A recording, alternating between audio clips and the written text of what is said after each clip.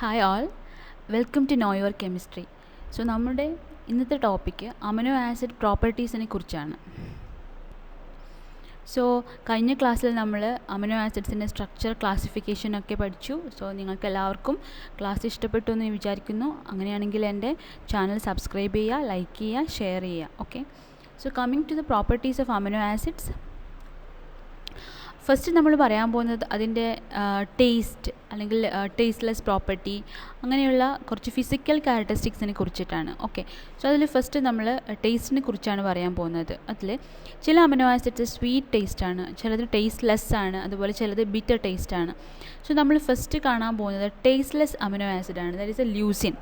So leucine is the tasteless amino acid. Okay, ഇനി നമ്മൾ bitter ടേസ്റ്റുള്ള amino acid isoleucine and arginine. Okay, so അത് നിങ്ങൾക്ക് bye എന്നോ അങ്ങനെ എന്തെങ്കിലും കോഡിൽ നിങ്ങൾക്ക് റിമെമ്പർ ചെയ്യാം. സോ ബിറ്റർ ടേസ്റ്റുള്ള amino acids isoleucine and arginine. Okay, ഇനി സ്വീറ്റ് ടേസ്റ്റുള്ള അമിനോ ആസിഡ്സ് ആണ് നമ്മുടെ സിംപ്ലസ്റ്റ് അമിനോ ആസിഡായ ഗ്ലൈസിൻ, അതുപോലെ alanine, then valine, serine, tryptophan, histidine and proline. Okay, so glycine, alanine, okay, നമുക്കറിയാം സിംപ്ലസ്റ്റ് അമിനോ ആസിഡ്സ് ആണ്. അതുപോലെ വാലിൻ പിന്നെ സെറീന് നമുക്ക് ഓർത്ത് വെക്കാം. Then tryptophan and histidine. Okay, aromatic tryptophan, histidine, പിന്നെ നമ്മുടെ ഇമ്യൂണോ ആസിഡായ പ്രോലിൻ. ഓക്കെ, ഇതാണ് സ്വീറ്റ് ടേസ്റ്റുള്ള അമിനോ ആസിഡ്സ്. ഇനി ഈ അമിനോ ആസിഡിൻ്റെ കോമ്പോസിഷനുള്ള ചില കോമ്പൗണ്ട്സ് ഉണ്ട്. സോ കോംപ്ലക്സസ് അതിന് നമ്മുടെ ഫുഡ് ഇൻഡസ്ട്രിയിൽ അല്ലെങ്കിൽ അങ്ങനെയുള്ള കുറേ എന്താ പറയുക ഫീൽഡിൽ ഇതിന് ആപ്ലിക്കേഷൻസ് ഉണ്ട്. മെയിനായിട്ട് നിങ്ങൾ കേട്ടിട്ടുണ്ട് അസ്പാർട്ടൈം എന്താണ്? ആർട്ടിഫിഷ്യൽ സ്വീറ്റ്നറാണ്. ഓക്കെ, ആർട്ടിഫിഷ്യൽ സ്വീറ്റ്നർ പറഞ്ഞാൽ ഇത് നോർമലി നമ്മുടെ ഫുഡ് ഇൻഡസ്ട്രിയിൽ അല്ലെങ്കിൽ ബിവറേജസ്, ബേക്കറി ഐറ്റംസിലൊക്കെ ഇത് എന്താ പറയുക ആർട്ടിഫിഷ്യൽ സ്വീറ്റ്നറായിട്ട് നമുക്ക് യൂസ് ചെയ്യാൻ പറ്റും. Okay, 200 times more sweet than sucrose ആണ് നമ്മുടെ അസ്പാർട്ടൈം. ഓക്കെ, അതുപോലെ തന്നെ സോഡിയം ഗ്ലൂട്ടാമേറ്റ്, മോണോസോഡിയം ഗ്ലൂട്ടാമേറ്റ് എന്നുണ്ടാവും, MSG. ഓക്കെ, ഫെമിലിയർ നെയിമാണ്. So it act as a flavouring agent. ഇതുപോലെ തന്നെ ഫുഡ് ഇൻഡസ്ട്രിയിൽ ഫ്ലേവർ എൻഹാൻസ് ചെയ്യാൻ ഹെൽപ്പ് ചെയ്യുന്ന ഒരു കോമ്പൗണ്ടാണ്, that is a sodium glutamate. അത് ഗ്ലൂട്ടാമിക് ആസിഡിൻ്റെ ഒരു ഡെറൈവ്ഡ് പ്രോഡക്റ്റ് ആണ്. ഇനി അസ്പാർട്ടൈമിൻ്റെ കോമ്പോസിഷൻ പറഞ്ഞാൽ aspartic acid and phenyl alanine. Okay, ഇനി നമ്മൾ പറയാൻ പോകുന്നത് അതർ പ്രോപ്പർട്ടീസാണ്. നമുക്കറിയാം മെൽറ്റിംഗ് പോയിൻറ്റ്, സോലബിലിറ്റി, അതിനെക്കുറിച്ചാണ് നമ്മൾ പറയാൻ പോകുന്നത്. So all the amino acids having high melting points.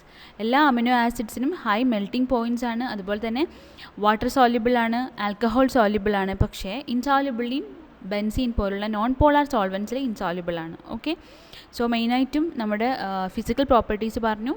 So അതിൽ ഓർമ്മിച്ച് വെക്കേണ്ടത് tasteless amino acid leucine. Okay, അതുപോലെ flavouring agent sodium glutamate. Aspartame is the composition of aspartic acid and phenyl alanine. Okay, next most important പ്രോപ്പർട്ടിയാണ് ampholytes and iso electric point. Okay, so ampholytes അല്ലെങ്കിൽ നമ്മൾ പറയും zwitter ions. ആ zwitter എന്ന word meaning തന്നെ hybrid എന്നാണ്. Okay, something different ടൈപ്പിലുള്ള എന്താ പറയുക രണ്ട് ജീൻസിൻ്റെ കോമ്പോസിഷൻ, അത് നമ്മൾ ഹൈബ്രിഡ് എന്ന് പറയുക. ഓക്കെ, സോ ഇവിടെയും ആംഫോലൈറ്റ്സ് അല്ലെങ്കിൽ സ്വീറ്റർ അയോൺസ് പറഞ്ഞാൽ എന്താണെന്ന് നമുക്ക് നോക്കാം. സോ ഈ സ്വീറ്റർ അയോൺസ് എന്ന് പറയുമ്പോൾ തന്നെ നമുക്കറിയാൻ പറ്റും പോസിറ്റീവ് ചാർജും ഉണ്ട്, നെഗറ്റീവ് ചാർജും ഉണ്ട്. So that depends upon the pH of the medium. So ഏത് മീഡിയത്തിലാണോ ഉള്ളത് അതിൻ്റെ pHനെ ഡിപ്പെൻഡ് ചെയ്തിട്ടാണ് നമ്മൾ ആംഫലൈറ്റ്സിനെ ഡിഫൈൻ ചെയ്യുന്നത്. ഓക്കെ, നമുക്ക് നോക്കാം what you mean by isoelectric pH. So it is a pH or it is a point at which the molecule carries no net charge. Okay, that means molecule ഈ ഒരു pHൽ iso means same. Okay, so iso electric pHൽ മോളിക്യൂൾസിന് net charge 0 ആയിരിക്കും. Okay, so that pH is known as the iso electric point അല്ലെങ്കിൽ iso electric pH. അതിനെ നമ്മൾ PI എന്നാണ് ഇൻഡിക്കേറ്റ് ചെയ്യുക. ഓക്കെ, ഇനി നമ്മൾ പറഞ്ഞു ഈ ഐസോ ഇലക്ട്രിക് പോയിൻറ്റ് അല്ലെങ്കിൽ ആംഫലൈൻസിന് നമ്മൾ ഡിഫൈൻ ചെയ്യുന്നത് depends on the pH of the medium എന്ന് പറഞ്ഞു. സോ നമ്മൾ അസിഡിക് സൊല്യൂഷനിൽ ഇത് കാറ്റയോണിക് ഫോം ആയിരിക്കും. ഓക്കെ, അതുപോലെ തന്നെ ആൽക്കലൈൻ pHൽ ഇത് ആനിയോണിക് ഫോമിലായിരിക്കും. Okay, so you can see the diagram. You can see left side you can see cation. അതായത് ആസിഡ് സൊല്യൂഷനിൽ നമ്മൾ ആസിഡ്സ് ആഡ് ചെയ്യുമ്പോൾ, ഇപ്പോൾ നമ്മൾ ഫോർ എക്സാമ്പിൾ നമ്മൾ HCl ആഡ് ചെയ്യുന്നു, സോ അതിലേക്ക് H+ അയോൺസ് കൂടും. So what happens, pH will decrease. Okay, so right സൈഡിൽ you can see the anions, because അവിടെ എന്താണ്, നമ്മൾ alkaline solution for example NaOH add ചെയ്യുന്നു. So what happens, the pH will be increased. Okay, ഇനി you can see in the middle you can see the zwitter ions. Okay, ionic form തന്നെയാണ്, പക്ഷേ ions ആയിട്ട് തന്നെ നിൽക്കുക, പക്ഷേ net charge will be 0. അതായത് all the groups will be ionized. ഇപ്പോൾ COOH group ആയാലും അമിനോ ഗ്രൂപ്പ് ആയാലും എല്ലാം അയണൈസ്ഡ് ആയിരിക്കും, പക്ഷേ സ്വീറ്റർ അയോൺ ഫോമിൽ അത് ചാർജ് ക്യാൻസൽ ചെയ്യും. Okay, that pH is known is the isoelectric. So ഞാൻ പറഞ്ഞ കാര്യമാണ്, the amino acid will carry no net charge, ഒരു ചാർജും ഉണ്ടാവില്ല. All the groups will be ionized but the charges will cancel each other. അതുപോലെ തന്നെ എന്താ പറയുക, ചാർജ് ഇല്ലാത്തത് കൊണ്ട് mobility will be minimum, no mobility. അതുപോലെ തന്നെ സോളിബിലിറ്റി, ബഫറിങ് ആക്ഷൻ, ഇതൊക്കെ നീലായിരിക്കും. Okay, minimum solubility and buffering action ആയിരിക്കും. സോ ഞാൻ നേരത്തെ പറഞ്ഞ പോലെ ഇങ്ങനെ ഒരു സൊല്യൂഷനിലേക്ക് നമ്മൾ HCl ഒരു പർട്ടിക്കുലർ pHൽ നമ്മൾ ആസിഡ് ആഡ് ചെയ്യുന്നു, ബൈ ഡ്രോപ്പ് ആയിട്ട് ആഡ് ചെയ്യുന്നു. സോ 50% മോളിക്യൂൾസ് എന്തായിരിക്കും, കാറ്റയോണിക് ഫോമിലായിരിക്കും. 50% മോളിക്യൂൾസ് എന്ത് ചെയ്യും, സ്വീറ്റർ അയോൺ ഫോമിലായിരിക്കും. Okay, so consider it as pH1 or pK1 നമ്മളെടുത്തു. ഓക്കെ, സോ നമ്മൾ ഒരു സൊല്യൂഷനിലേക്ക് നമ്മൾ HCl ആഡ് ചെയ്യുന്നു, ഒരു പർട്ടിക്കുലർ pHൽ നിന്ന് കൺസിഡർ ചെയ്യുന്നു.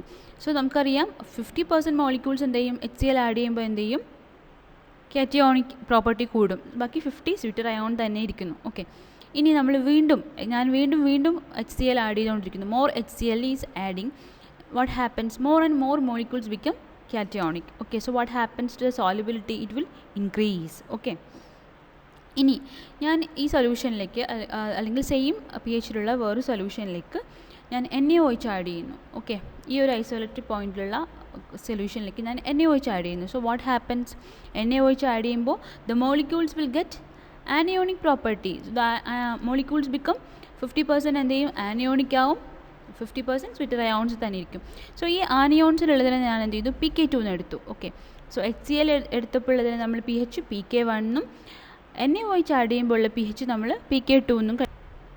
ഓക്കെ, സോ ഇവിടെ നമ്മൾ മോണോ കാർബോക്സിലിക് ആസിഡ് എക്സാമ്പിൾ നമ്മൾ പഠിച്ചു കഴിഞ്ഞു, ഗ്ലൈസിൻ. ഓക്കെ, സോ ഗ്ലൈസിൻ്റെ നമ്മൾ ഐസോഇലക്ട്രിക് പോയിൻ്റ് കാൽക്കുലേറ്റ് ചെയ്യുകയാണെങ്കിൽ നമ്മൾ PI, that is the isoelectric pH or point, that is equal to PK1 + PK2 divide by 2. ഓക്കെ, അത് PK1 എന്ന് പറഞ്ഞാൽ HCl ആഡ് ചെയ്തപ്പോൾ ഉള്ള pH, PK2 പറഞ്ഞാൽ നമ്മൾ NaOH ആഡ് ചെയ്തപ്പോൾ ഉള്ള pH.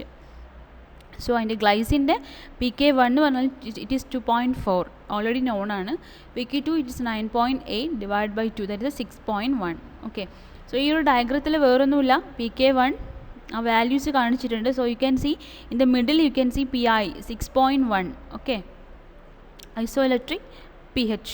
ഓക്കെ, സോ ഇതാണ്. സോ ഈ ഐസോഇലക്ട്രിക് പോയിന്റിൽ നമ്മൾ നോട്ട് ചെയ്യേണ്ട കാര്യം, സോളിബിലിറ്റി വിൽ ബി മിനിമം, അതുപോലെ തന്നെ buffering capacity will be minimum, no mobility in the electric field, പക്ഷേ പ്രസിപ്പിറ്റേഷൻ മാക്സിമം ആയിരിക്കും. ഓക്കെ, സോ ഇനി നമ്മുടെ ഫിസിയോളജിക്കൽ pH നമുക്കറിയാം, ഫിസിയോളജിക്കൽ pH 7.4. ഓക്കെ, സോ 7.4 എന്ന pHൽ, ദാറ്റ് ഇസ് എ ഫിസിയോളജിക്കൽ pHൽ നമ്മുടെ COOH group and NH2 groups of amino acids completely ionized ആയിരിക്കും.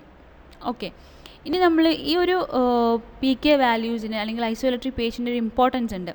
നമ്മൾ ഹിസ്റ്റഡീൻ എന്ന അമിനോ ആസിഡ് നമ്മൾ കണ്ടു, അതിൽ ഒരു സ്പെഷ്യൽ ഗ്രൂപ്പ് ഉണ്ടെന്ന് നമ്മൾ പറഞ്ഞു, imidazole group. Okay, so imidazolium group of histidine, അതിൻ്റെ PK വാല്യൂ എന്ന് പറഞ്ഞാൽ 6.1 ആണ്.